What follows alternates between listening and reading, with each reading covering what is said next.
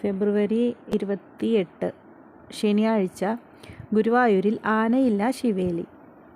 ക്ഷേത്രത്തിൽ ആനയില്ലാതിരുന്ന കാലത്ത് ശീവേലിയെ അനുസ്മരിപ്പിക്കുന്നതിനാണ് ഉത്സവ ആരംഭ ദിവസത്തെ ആനയില്ല ശീവേലി. രാവിലെ ശീവേലിക്ക് കീഴ്ശാന്തി ഗുരുവായൂരപ്പൻ്റെ സ്വർണ്ണത്തിടമ്പ് കയ്യിലെടുത്ത് നടന്നാണ് 3 പ്രദക്ഷിണം വയ്ക്കുക. അന്നേ ദിവസം ആനയോട്ടം കഴിയുന്നതുവരെ ആനകൾ ക്ഷേത്ര പരിസരത്ത് വരരുത് എന്നാണ് വ്യവസ്ഥ. ഗുരുവായൂർ അമ്പലത്തിൽ ആനയില്ലാതിരുന്ന കാലത്ത് ഉത്സവ എഴുന്നള്ളിപ്പിന് മറ്റുള്ള ക്ഷേത്രത്തിൽ നിന്നും ആനകളെ കൊണ്ടുവരുമായിരുന്നു. എന്തോ കാരണങ്ങൾ കൊണ്ട് ഒരു വർഷം ആനകളെ കൊണ്ടുവരാൻ കഴിഞ്ഞില്ല. അന്ന് ഉച്ചയ്ക്ക് ശേഷം തൃക്കണാമതിലകം ക്ഷേത്രത്തിൽ നിന്ന് ഗുരുവായൂർ ക്ഷേത്രത്തിലേക്ക് ആനകൾ ഓടിയെത്തി എന്നാണ് ഐതിഹ്യം.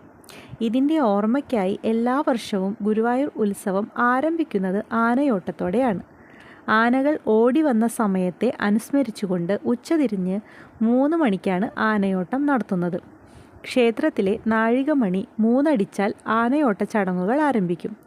പാരമ്പര്യ അവകാശികൾ എടുത്തുകൊടുക്കുന്ന കുടമണികൾ കൊണ്ടും പാപ്പാന്മാർ ക്ഷേത്രത്തിൽ നിന്നും മഞ്ജുളാൽ പരിസരത്തേക്ക് ഓടിയെത്തി ആനകളെ അണിയിക്കും.